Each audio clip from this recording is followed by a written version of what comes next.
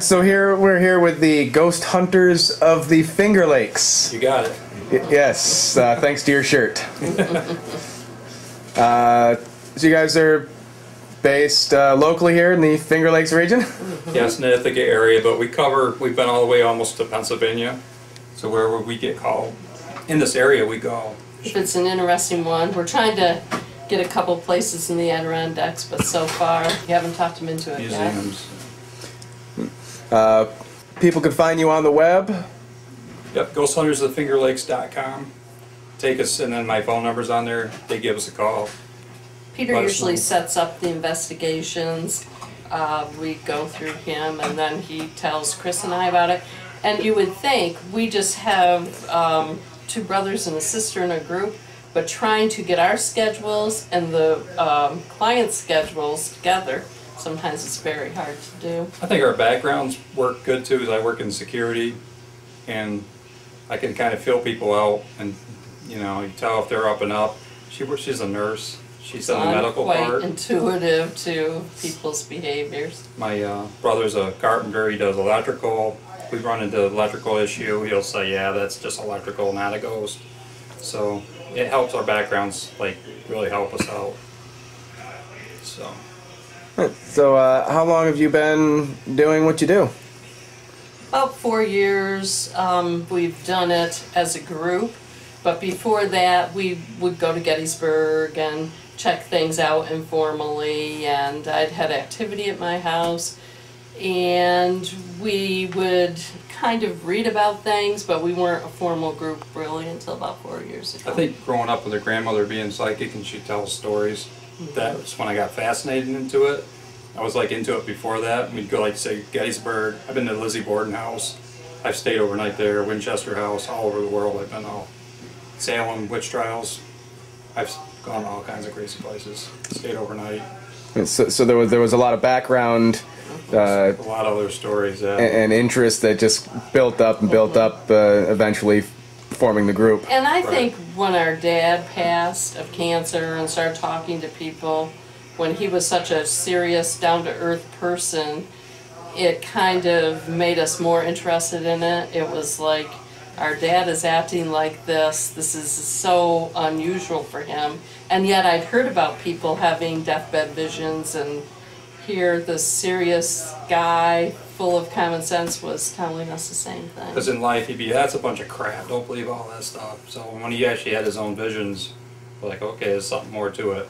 Made us open up more.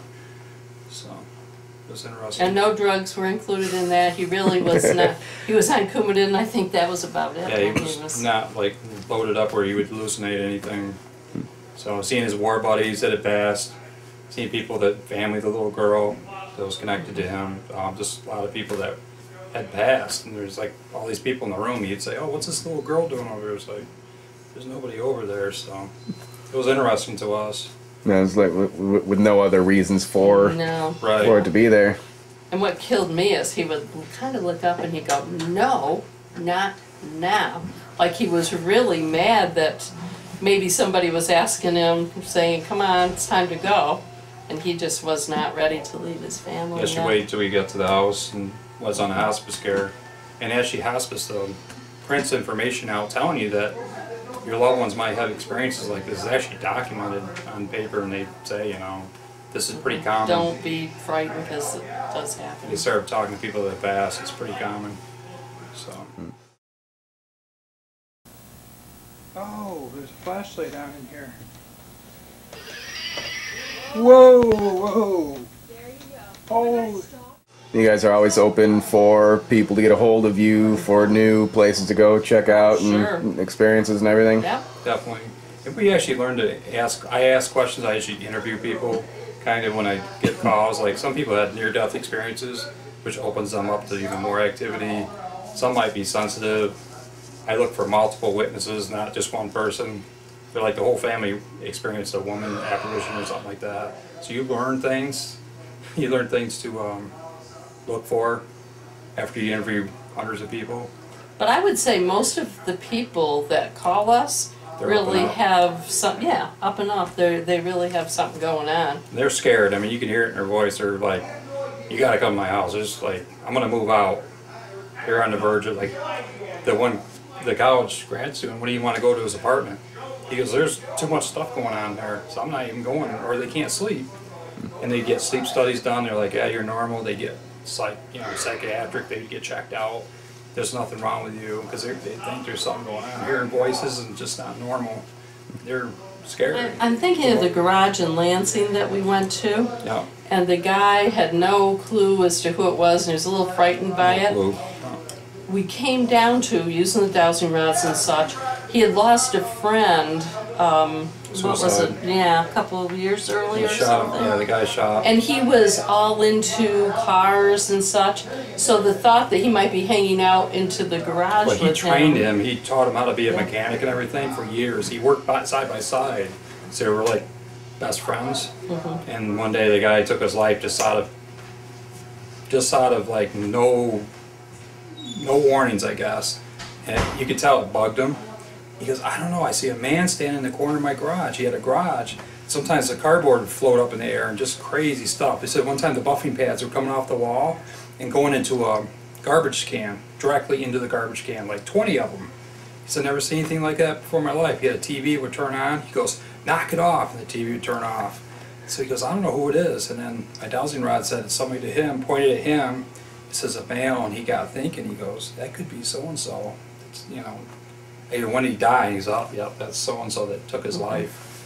And the hairs on my arm stood up, and he goes... And it kind of made him feel better when he figured out it was really, you know, his good friend instead of some... And his friend was just coming through, and he goes, yeah, he's just checking me out, seeing how I'm doing on cars, you know. That would make sense. So he was calm after that, but he was freaked out. He actually had guys quit. He had a helper. He seen the cardboard floating. Hell with that, I'm not staying here. He says, I'm out of here. He says he actually quit. He had people quit over it. The TV turned on. The kid's like, So I'm out of here. Just because my helpers are quitting, I can't keep people here. So it's pretty interesting. But it was just connected with him, but he didn't realize it. And people get a lot of satisfaction, at least in the closure, once they find out. You can get the pieces of the puzzle put together. You can physically see them calm down. They're like, wow, okay. And a lot of times they hug us and say, oh, you guys have been so wonderful to us. And when we first got into it, I was more into the scientific. We all were, I think. Evidence, getting evidence. But now I think we've went into the direction of, gee, we do this, but we're also helping people, which is a great feeling. It's very nice to feel. There's the satisfaction, the closure, regardless on the findings, whether you were able to debunk the things that they were experiencing or validate their own experiences. It might be a loose pipe in the basement rattling, or a system kicking on at 3 o'clock in the morning. It's set to turn on at 3 o'clock in the morning. They don't know that. Yeah. 3 o'clock in the morning scares me. I don't sleep. These people are losing sleep over it. And it's just a pipe loose in their house. So they're freaked out. Or the case where Chris figured out the bad wiring Yeah. could have caused a fire, and He said definitely would have caused. The light was like strobing out. Just look at the ghosts are doing that. And my brother's like, that ain't no ghost. He goes, you got to shorten your light. That's going to burn your house down. And he had the guy come in. He says, yep. Good thing, I had that fixed, because the guy pretty much said your house would have burned down. I mean, it was bad. So. Found out that a majority of the calls or the investigations that you do are things that you're able to debunk versus validate for them, or At least validation, probably Yeah. 90% of the time. yeah. I would say we don't debunk really a lot. Well, we debunk we debunk our evidence sometimes. Like if we get a photo and something's weird in it, we're like, okay, that's a reflection of us or something. We debunk stuff, but like A lot of the people that dust call us orbs in that are have- Right, the famous in dust- pictures. Right. people send us pictures of dust orbs, and they don't realize when you're taking a flash and a camera and you're lighting up all the dust, or it's raining outside. And they get mad at you, like, They'll be like, oh my gosh, I've got so many orbs in here. look at all the ghosts. There's hundreds of them. Like it's all dust. They get mad at you, but we're gonna be up and up with them. So some people do get a little upset that we tell them it's dust, but We just try to tell what we see and don't try to sugarcoat it for them. no, Right. we're pretty straight up. You touch a flashlight, make it so you'll earn all your money tonight, so you can go home and sleep.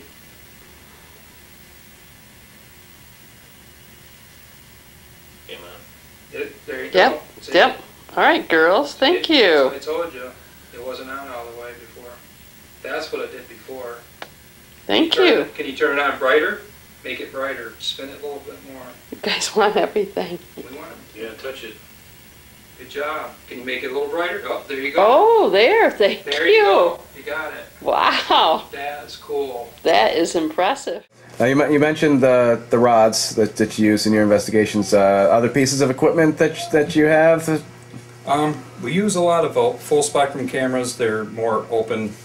They reach farther in the spectrum of light, and we catch more evidence with them, I think, because they do reach farther in the spectrum of light than what a And normal camera would The do. trail cams, we've had very good luck The with motion cams. pictures. I think my dowsing rods help because they point where the energy's at. A lot of times I end up pointing my cam where my dowsing rods tell me to. So I think the two going together to, And we've gotten appropriate stuff on the ghost box, whereas it's not programmed for names. We've had names come up. We've had cursing come up that is also not programmed into it. We've had words that come up that seem to go with the situation that's going on at the people's house. like they might be religious, they'll say Bible and then they'll say their name. Like, come on, you can't just make this stuff up. And one, we got A.L. Jewett in the bed and breakfast, and come to find out someone got married a month before that. It's actually Al Jewett was his father. It was her father-in-law, but he passed just before the wedding. So I think it was just validation that maybe he was there at the wedding. But you can't get full names like that just for no reason. On a Just- ghost box, it's Now, programmed. the ghost box is essentially a speaker with a word generator attached to it. Right, it's a talker chip, and what it does, it allows it to keep circulating the components. And what the whole theory is, it allows the ghost to use that energy. We do find a lot of things with energy, lights, and they're able to manipulate things like that. We've had lights turn off through computers, phone messages, crazy stuff. I've heard stuff on the phone when I've talked to people. They're like, you hear that? He says, my dogs are going crazy. It's like, yeah, the dogs are reacting to it. Like, this is crazy. I'll have to get off the phone because it gets so loud. I can't even hear the person on the end of the phone. So it's weird how we get stuff. Electrical, they can manipulate electrical items like that. Things turning on. They shouldn't be turned on by themselves. So, just weird. And then utilize digital voice recorders as well. I think that's the best piece of evidence you can get. And you can actually physically hear their names or their voices. A lot of, like the one girl lost her daughter really young. She goes, that's her. They actually recognize their voices. And they're answering the mother. She goes, was that you I seen standing by the corner last week? And yes, that was me or something. She goes, that was her, It's amazing that we actually get that. And they can recognize the voice on the digital recorder. So Using the digital recorder more as like a primary source, and then using the other instruments as secondary to back up the findings, the evidence you get from the digitals. yeah, I think That so. and the videos, I'd say digital and videos Videos, yeah. work hand in hand together. We always go in with the cameras and the digitals. We try to hit every part of the house that we can. We got a lot of cameras. I mean, this is nothing for our equipment. We can fill a car up. My car's filled up People with equipment. sometimes are surprised we come in and take out 4 or 5 TVs and rolls of rolls of wire and stuff. They're like, wow, this is crazy. We can wire up a whole house and then be sitting in the living room watching their whole house on monitors. it actually takes usually an hour and a half, 2 hours to set it up good. A big location, yeah. But it's cool to see your motion light going off, and you're downstairs, everybody's downstairs. Something's physically breaking that motion light, because you have to walk by there. They just don't trip by themselves. In some locations, we got them set up all night. A lot of times they don't go off, but active location, we've had them pulling inside the closet before, and they're going off. Like, come on. Or you see a trail motion light, so you can actually tell where it's walking through the hallway and up through the bedroom. The motion lights are tripping off it's pretty great. Nice. Yeah, so we've had some crazy stuff. So, and then along with the family, with the ghost hunters, you also have another project that you do? Yes, I got a local TV show, Discovery Paranormal, and you can get online and see it. Discoveryparanormal.org, You should probably tell who's in it with you. Yeah, I have 2 local mediums, psychic mediums. They're really good. We've went through a lot of mediums to kind of weed out the not so good mediums, but they're really good. And I use my dowsing rods, but we also use mediums, and they tell what happened. They give a whole story, but we also use that to back it up with physical evidence, you know, scientific. So we mix everything together. So the people are amazed some of the stuff we get. And so it's you and Michelangelo. Yeah, Mike Angley is he produces the show, and then you got Tammy Clark as a medium, and Nicole Berardi Wright is another medium. She was only 16 when she was doing the show with us, but she's amazing too. Actually, her mom wrote a very interesting book about having a child with psychic abilities right up through. And Peter's, one of his pictures is on the cover. Yeah, she actually told me over there, I didn't even tell her anything. She went in the house, she goes, this room has really got a negative energy. She's over there, I see like a black mist floating right by that window. Just point your cam over there. So I had my motion cam, so I pointed over there. Sure enough, I got this black mist. She was actually standing, and it starts forming over her head.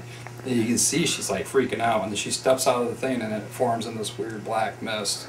And she actually cleared the energy out, which she can do. You can actually feel the room lighten up. It's almost like it was lighter in there. And the kid was able to sleep, because the kid was having like wicked nightmares. The kid was like 6 years old, like freaking out. He wouldn't stay in his bed. So we actually helped that family out. But what got me after that, she goes, I see a guy with a mohawk. He's got red, yellow hair sticking straight up. I'm like, she's got no way. She's on this one. And the girl started tearing up. She goes, that's my best friend from high school. He died in a bad car accident. And she started telling the music he listened to and what his personality's like. She goes, that's him. So, and it was pretty interesting to see her get that. Not sure what's going on up there. So after that, I believed in her, because she was giving us, telling people that stuff that nobody would know.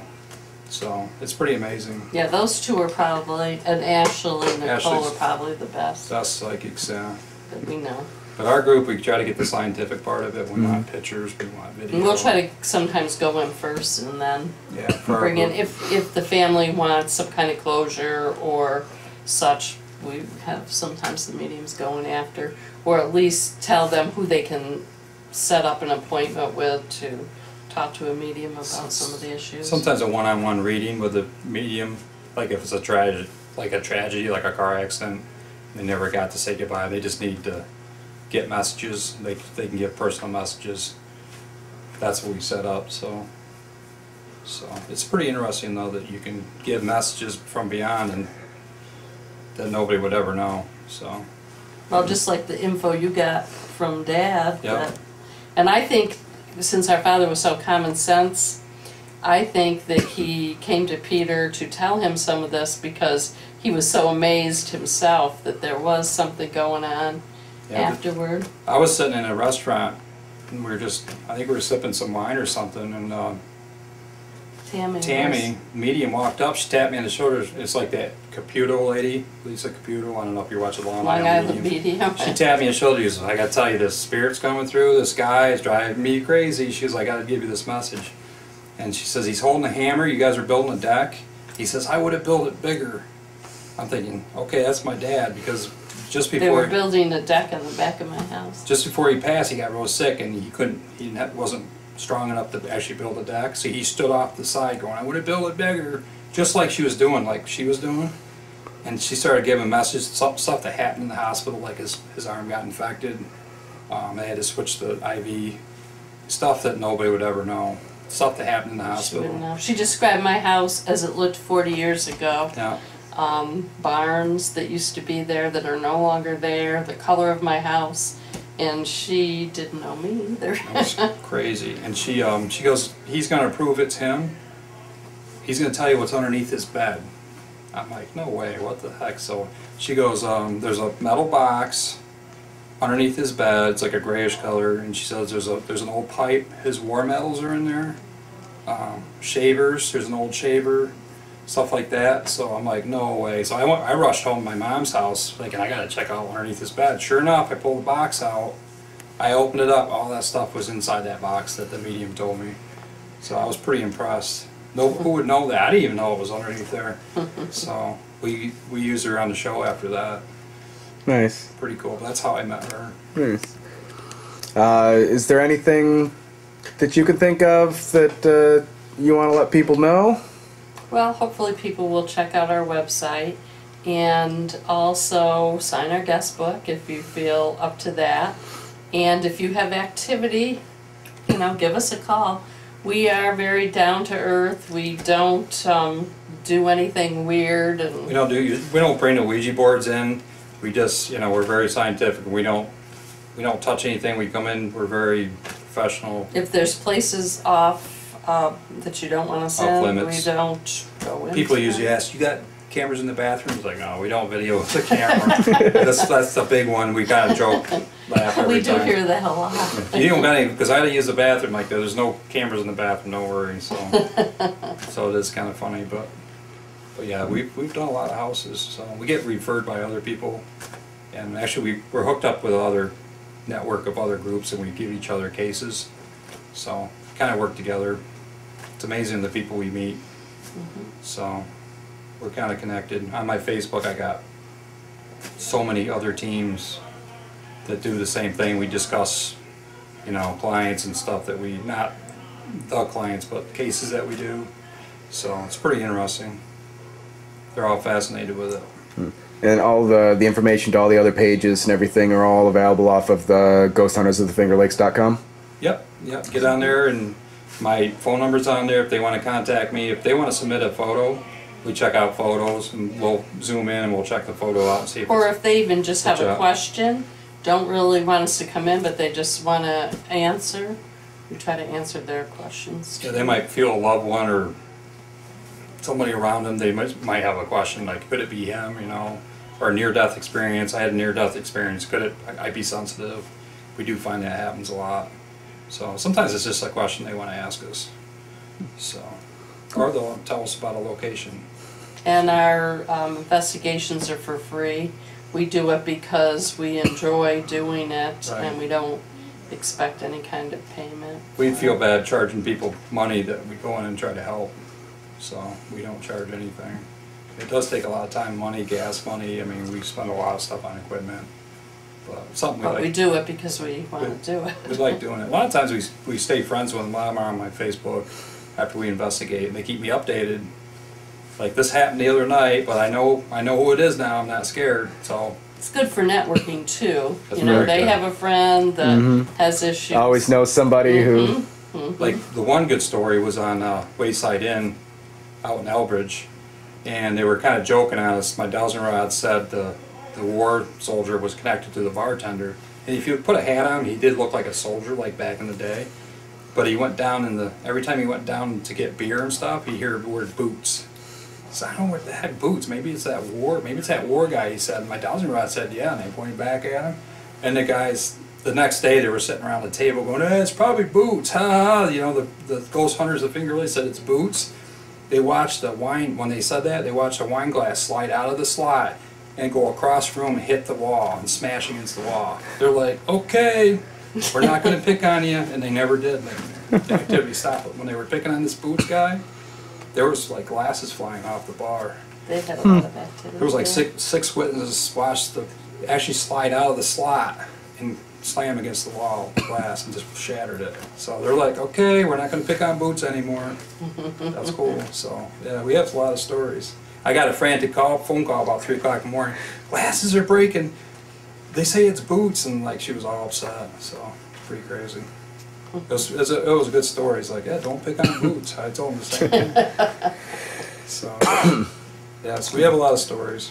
A lot of validation. Peter's starting to write a book, hopefully. I got a book, all my grandmother's stories about her growing up with, you know, being psychic and premonitions, and she would tell us these stories when we were little. So Some onto what Yeah. we do now. some onto it, yeah. And then my cases, because there's a lot of background in my cases that I do, that how we get evidence, what leads up to a picture. So there's a whole story behind it usually. It takes too long to be here all night.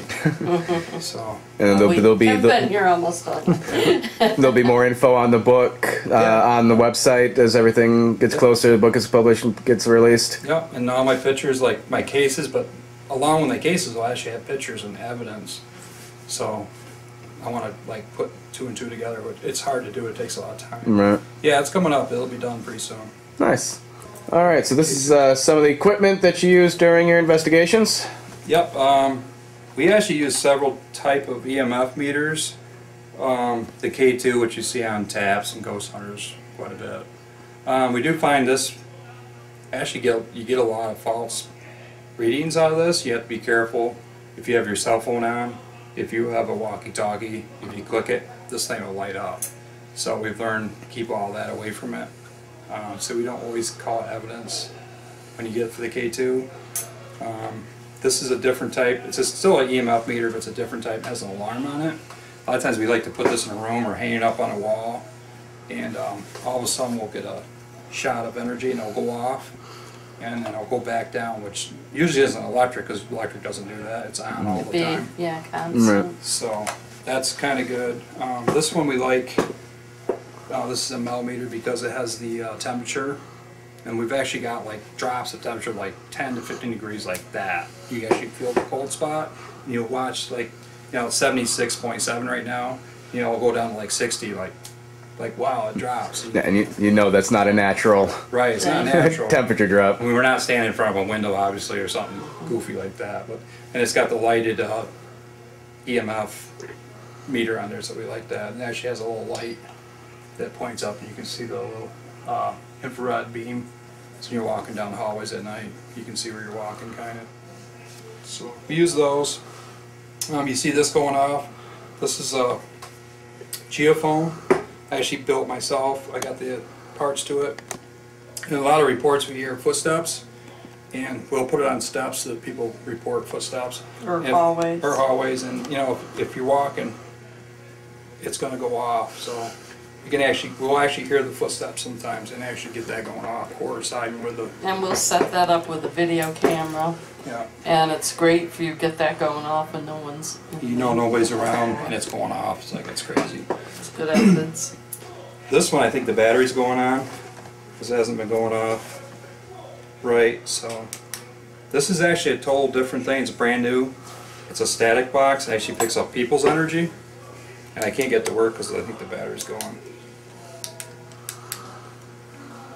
Yeah, it won't stay on now. It definitely was the battery. So basically, if you wave your hand over there and it's working, these lights will light up. A lot of times I'll hook it up to a plate, and I'll call it trigger objects. Like if I think there's a little kid in the room, I'll put a ball or something to attract the little kid. And if they get near this plate, this will light up. So it's kind of a trigger option. It's pretty cool. And it's actually not EMF, it's static. So it picks up our energy, which, you know, I think that's better than an EMF meter. We've had it go off sometimes, so it's pretty cool. It needs a battery now. The battery's dead, but yeah, it's not staying on. So we like trigger objects. We use guns, knives, anything we think is connected with the house. Something bad or good, you know. I use dolls. I have dolls if I think of little kids in the house. Something to attract it. So anything we can, we'll try to do that. So we use motion lights, and this shoots off. This is one of my better ones. It shoots off a thing about 30 to 40 feet, probably 30 feet. It shoots off a beam, so if anything breaks that beam, this light will come on. And we have had this gone off, and nobody was around, so it was pretty interesting that something, you know, solid can break that light. On our website, we have a great picture of a shadow going through, and then the motion light. You can actually see the shadow on the wall, and then this goes off. There's nothing. We're all downstairs watching. You can, if you turn up the volume, you can hear us. Did you see that? Did you see that? Nice. We could actually see it on the monitors downstairs. So, pretty cool. We use a lot of full spectrum cameras. This is not a regular HD camera. It's actually been broken down and components taken out, lenses, hot lenses, whatever you want to call them. Not techie, but they make it so it's more full spectrum of light. You can pick up images that a normal camera wouldn't pick up. So we like that, and I use a infrared light. This shoots pretty far, like 80 feet. It's got the big beams on it. So full darkness, you can shoot very far, pick up pretty clear shots. So And here's the, we'll explain the ghost box. Yeah. Ghost box is the last one we use a lot. We've got names and things that we couldn't explain. Actually, there's a talker chip in there, and there's components, and it keeps circulating. So it basically lets the ghosts or spirits manipulate the ghost box and talk through it. And like I said, I've gotten my name on there. I've gotten names on there, people's names of the house, connected with the house. Things that shouldn't be. Things that shouldn't be, so it's Programmed into pretty it. accurate. Actually, we checked the history of the background of the house, and actually have gotten names of people who have lived in the house, that have died in the house, things like that. It shouldn't be kicking out, so it's pretty amazing. People don't think this is real, but it's pretty good. So I use this as a white noise. It just, you can barely hear it's white noise, but it's an amplifier too. I plug it in, it just amps it up.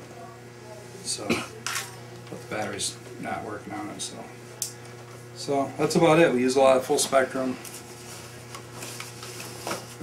We don't have our trail cam, but we use a lot of trail cams too. Yeah, we have the trail cams and they're motion cams. Anything walks in front of it like 50 feet, it's going to snap a picture. As you can see, like we got pictures here of energy. Like that's the owner right there, standing in that picture, sideways. But it's a good example. I like those because it's time stamped too. And it takes how long that energy. That's like a swirling mist, and then it forms into like almost like a solid person. So, and the owner's standing right next to it. We thought that was interesting. And when we were all standing there, we didn't see any of that. Yeah, so the pictures seem to take pictures of things we can't see. For some And reason. it's nice too when you have different instruments that use different technologies to cover Right. different spectrums Mm-hmm. that go off at the same time, Yeah. just to help validate the experience. You know, where you'll have like a EMF meter that'll spike at the same time that like a trap camera motion light goes off, and then you know one of the other instruments pick you'll get an EMF or a EVP at the same time. Right, and like I say, we get a spike in EMF, and then we ask a question, and we get like a voice that we can't hear, but our digital recorder picks up. That's good evidence. That coincides with different things. Yeah, it's like the more pieces of the puzzle that you can put together all in the same event, just to help validate that from different aspects. Definitely helps. In the digital recorder, people actually recognize some of the voices. Like that's my brother, or that's my daughter's coming through, and they actually will hear a young girl's voice, and like we don't know, but they're like that's my daughter coming through. Right. Yeah. So it's pretty. I mean, they actually get teary-eyed because they're like, okay.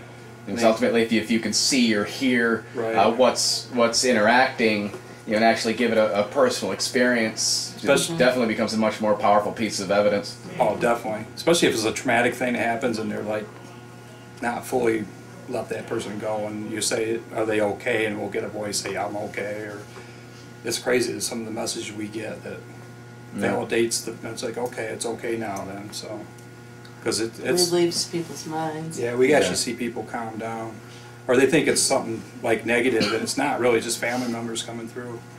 So we do see a lot of inexperienced groups out there. We try to help them.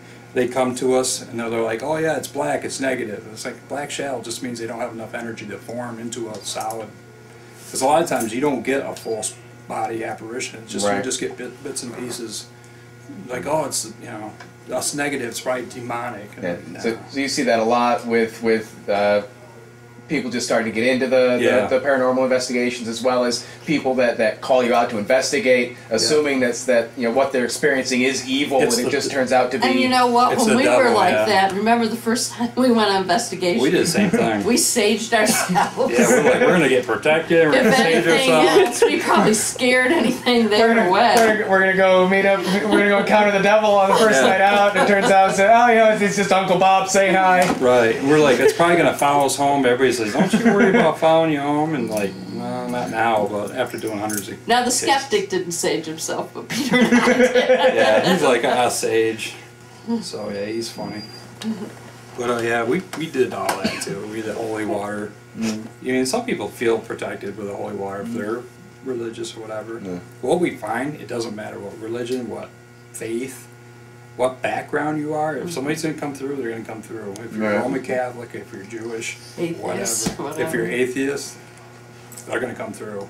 So Actually, I have an interesting story about somebody who was atheist. where I work, whereas there was, not on my floor, I work on a dementia unit, but a floor where the people were more alert. And the roommate had said to an aide who was an atheist, "Boy, I saw somebody standing," but the atheist didn't tell anybody this right away.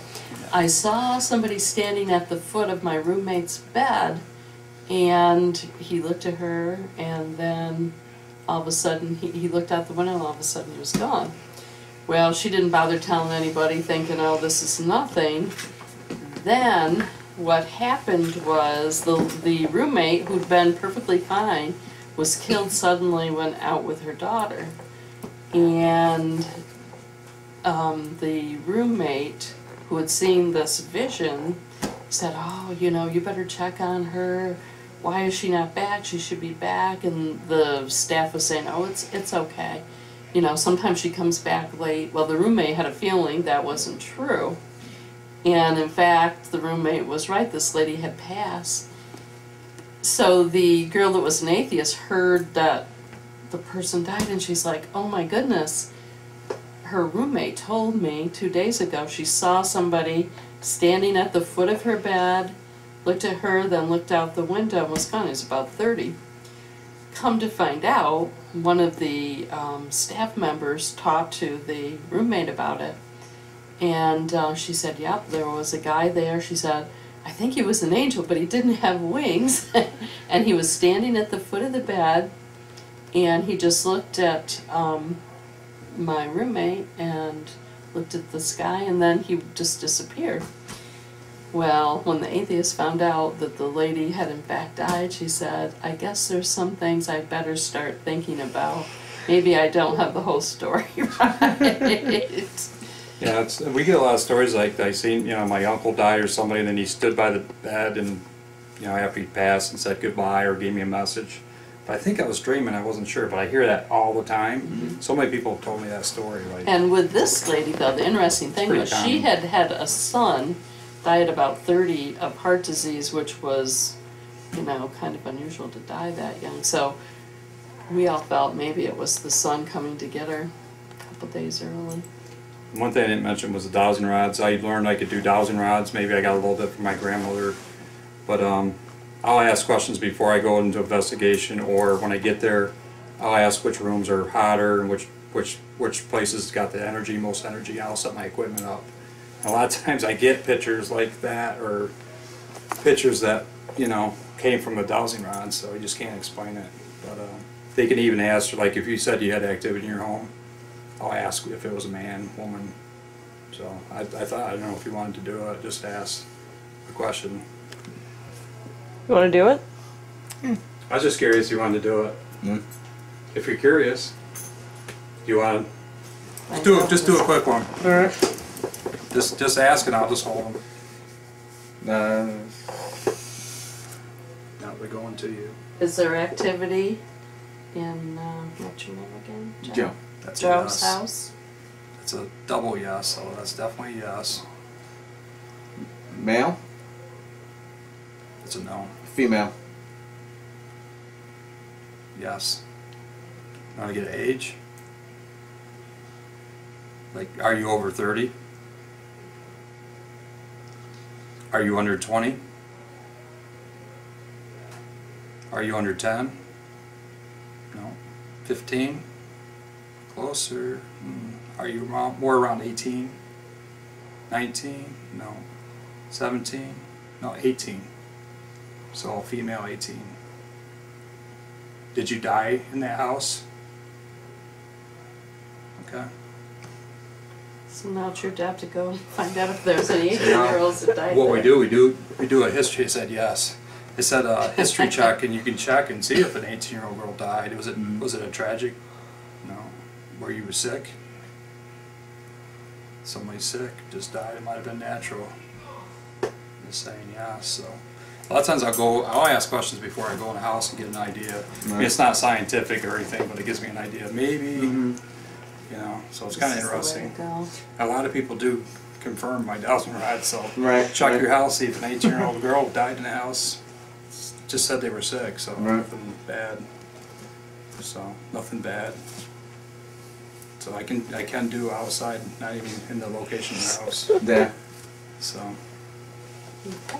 something I do. Is that it? We got. Yeah, anything I think else? So you guys have anything else you want to throw out there? I think we're good. Can't think of anything. All right. Not really. Yeah. No, I'd just like to thank you again for No problem. taking the time. You guys are probably tired.